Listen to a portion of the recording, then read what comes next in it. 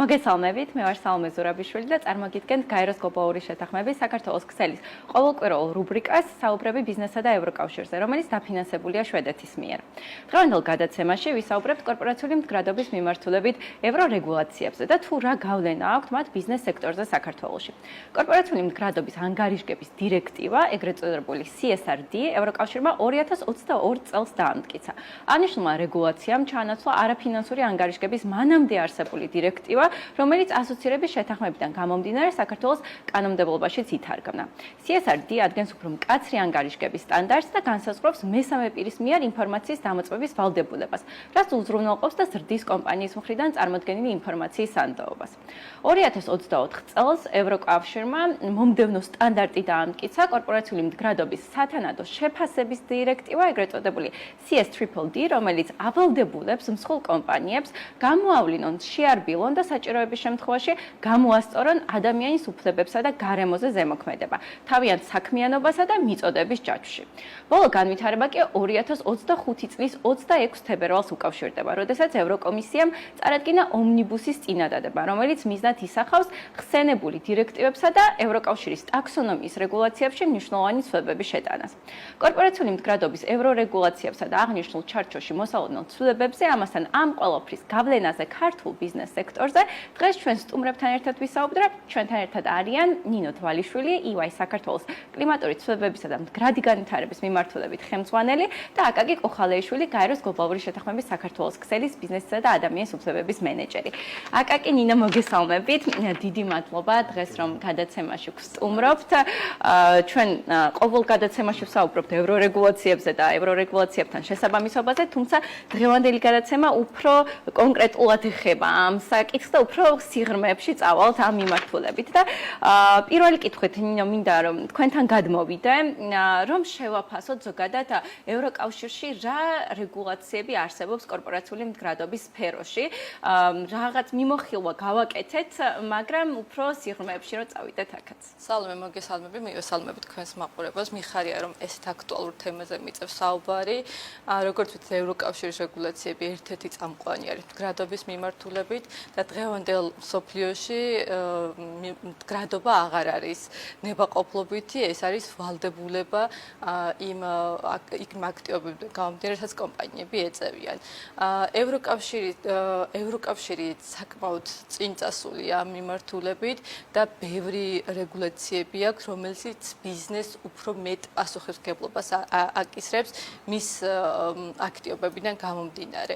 როგორც უკვე აღნიშნე, ამის წამყვანი არის CSRD, რომელიც არის ევროკავშირის დირექტივა კორპორაციული პასუხისმგებლობის შესახებ და ამის ქვეშ უკვე გაერთიანებულია ახალი სტანდარტი, რომელიც არის ISRS, რომელიც არის ევროპული მდგრადობის ანგარიშგების სტანდარტი და ეს არის უკვე ახალი რეგულაცია სტანდარტი, რომლის მიხედვითაც კომპანიებს უკვე კონკრეტულად ევალებათ გაამჟღავნონ ინფორმაცია იმ საქმიანობის შედეგად ან იმ ზეგავლენაზე, რაც უკვე გარემოზე აქვს სოციალურ ასპექტებზე.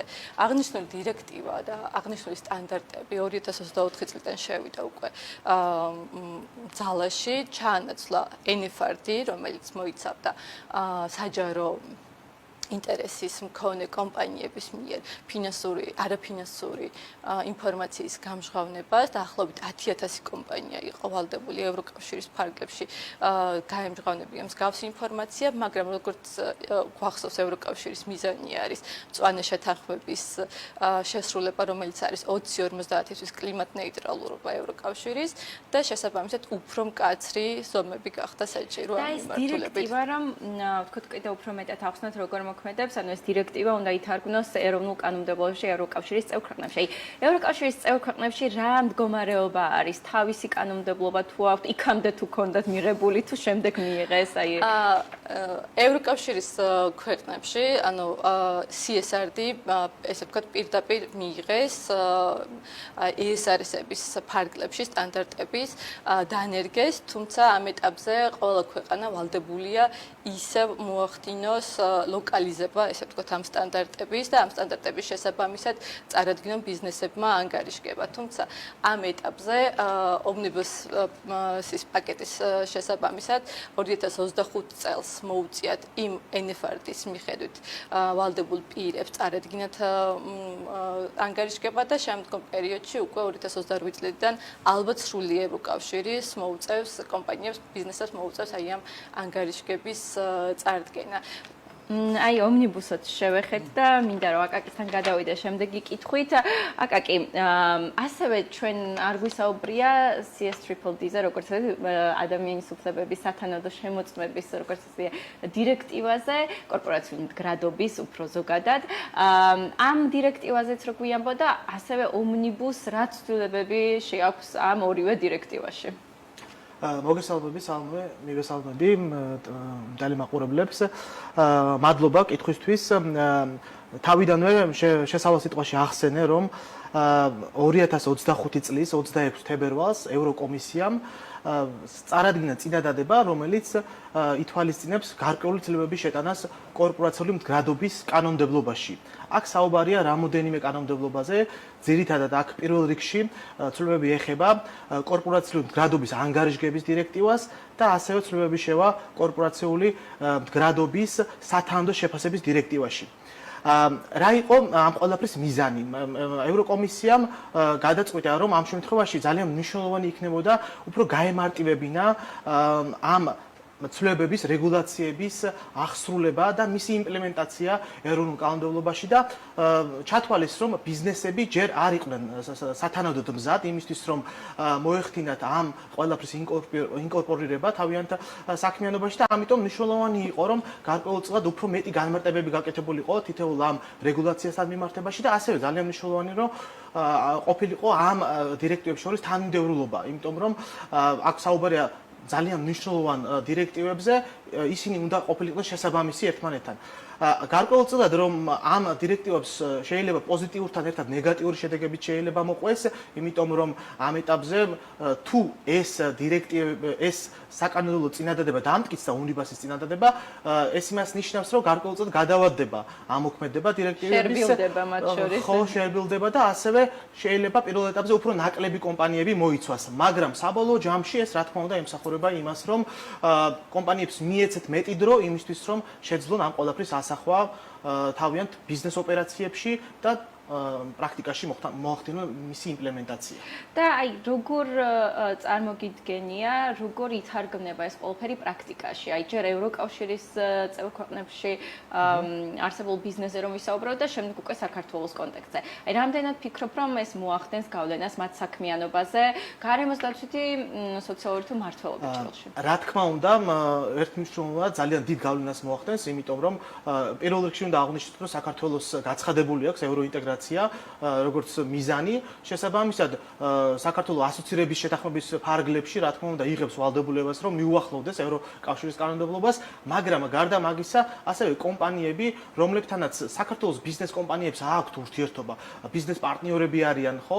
ან შეიძლება ფილიალები არიან ევროკავშირის კომპანიების, რა თქმა უნდა, იმ შემთხვევაში თუ ეს ამოქმედება იმ მოცემულობით, რაც გვაქვს ახლა ამ ეტაპზე, ეს რა თქმა უნდა არაპირდაპირ ძალიან დიდ გავლენას მოახდენს საქართველოში მყოფ ბიზნეს კომპანიებზე, რომლებსაც უნდათ ევროკავშირის ბაზარზე შესვლა, რომლებსაც უნდათ თავის დამკვიდრება ამ ძალიან მნიშვნელოვან გლობალურ ბაზარზე და აქვე მინდა აღვნიშნო, რომ ძალიან მნიშვნელოვანი დირექტივაც დამტკიცდა იძლებთ შრომასთან დაკავშირებით უახლესი რეგულაცია დირექტივა, რომელიც სხვათა შორის ახდენს იმ ქვეყნების ჩამონათვალს, სადაც რისკია იძლებითი შრომის და საქართველოს არის აქ აღნიშნული, საქართველოს გაგვიმართლა, რომ დაბალი რისკი აქვს მინიჭებული, მაგრამ ეს სია ნახდება და შესაბამისად ის ქვეყნები, რომლებიც საშუალო და მაღალი რისკის ქვეშ არიან, მათი პროდუქციის შეტანა ევროკავშირის ტერიტორიაზე იქნება აკრძალული და ეს ძალიან სერიოზულ გამოწვევებთან იქნება დაკავშირებული და ამიტომ მნიშვნელოვანია ერთიანობაში ეს დირექტივები იქნეს გათვალისწინებული და მასაც ექნება გავლენა. და აი უფრო მეტად პრაქტიკაზე რო ვისაუბროთ, ნინო, ისევ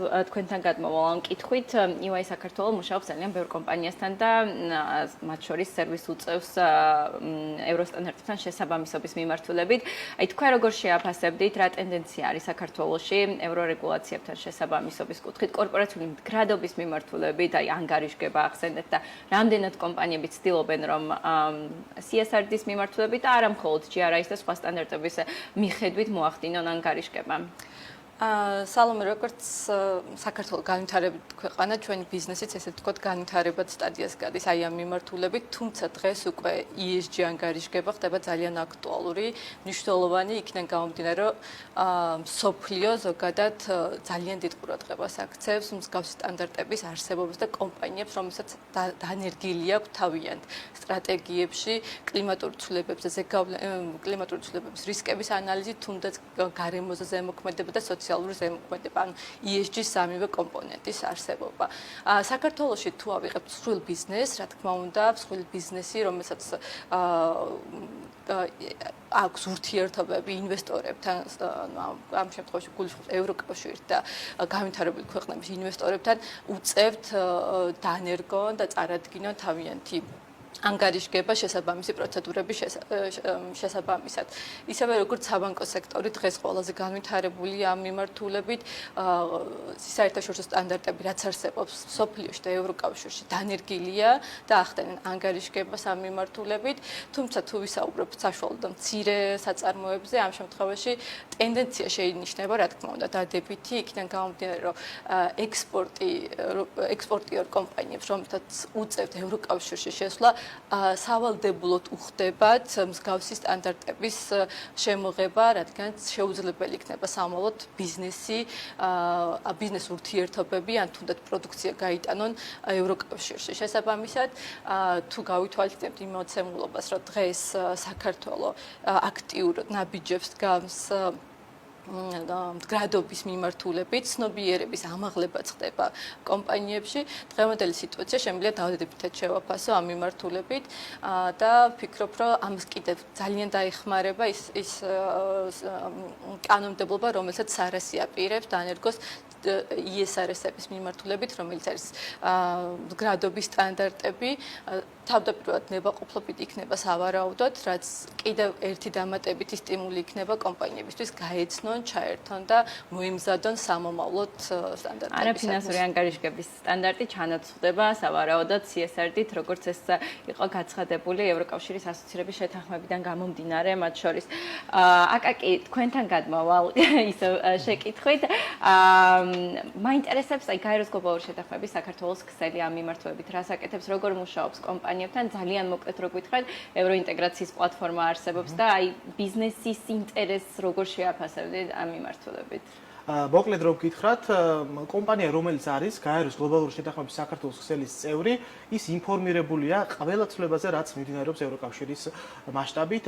ჩვენ გვაქვს ძალიან საინტერესო პლატფორმა, როგორც ახსენე, ევროინტეგრაციის პლატფორმა, სადაც შეხვედრები იმართება ამ პლატფორმის ფარგლებში და ხდება ამ ცვლილებების განხილვა, კანონმდებლობის განხილვა, რეგულაციების განხილვა. გარდა ამისა, ჩვენ გვაქვს სპეციალური აქსელერაციის პროგრამები, რომელიც ემსახურება ამ კომპანიების ცნობიერების ამაღლებას და მათთან ამ პროცესების დანერგვის ხელშეწყობას. რა თქმა უნდა, ეს არის უნიკალური შესაძლებლობა. ფაქტიურად ჩვენი წევრი კომპანიები არიან, მათ განახლებული ინფორმაცია მიეწოდებათ ამ რეგულაციებზე და რა თქმა უნდა, ეს ეხმარება მათ უფრო უკეთესად მოახდინონ ინტეგრაცია ევროკავშირის ბაზარზე და უფრო მეტად იყო დაცული ამ შემთხვევაში იმ რეგულაციებისგან, რომელიც მოსალოდნელია ამ მიმართულებით. და კომპანიები მათ შორის ერთმანეთსაც უზიარებენ პრაქტიკას და აი საქართველოს ჩვენი წევრი არის და ძალიან მნიშვნელოვანია ეს, რომ გავაზიაროთ, როგორ მოქმედებს ეს დირექტივები პრაქტიკაში, როგორ ხდება მისი აღსრულება და შემდეგ ერთმანეთისგანაც ისწავლონ კომპანიებმა. ამ მიმართულებით ასევე მაინტერესებს რა გეგმები გვაქვს და ანუ აი ბიზნესის ინტერესი რამდენად მზარდი არის ამ პლატფორმის მიმართულებით. ნამდვილად ძალიან მზარდია. ჩვენ 28 მაისს ვაპირებთ მეორე პლატფორმის შეხვედრის გამართვას, სადაც ბიზნესის წარმომადგენლები იქნებიან, EY საქართველოს იქნება წარმოადგენელი ნინოს სახით და კომპანიებს ეძლევათ შესაძლებლობა, რომ მათი გამოცდილება, მათი პრაქტიკული ამ შემთხვევაში დანერგვა ამ ყველაფრის გააზიარონ და აჩვენონ სხვა კომპანიებს თუ როგორ ხდება ამის პრაქტიკაში იმპლემენტაცია და ეს არის ძალიან მნიშვნელოვანი პლატფორმა და საქართველოს ძალიან დიდი ინტერესია ამ კუთხით კომპანიების მხრიდან. დიდი მადლობა აკაკი ნინო ძალიან საინტერესო საუბრისთვის. იმედი მაქვს რომ ომნიბუსის რეგულაცია ძალიან დიდ გავლენას არ მოახდენს თვითონ კომპანიების პრაქტიკაზე, თუმცა რა თქმა უნდა ეს ძალიან დიდი ნაბიჯი არის, რომელსაც დგავს ევროკავშირი ახლა ამ ეტაპზე. ნახოთ როგორ განვითარდება მოვლენები. ჩვენ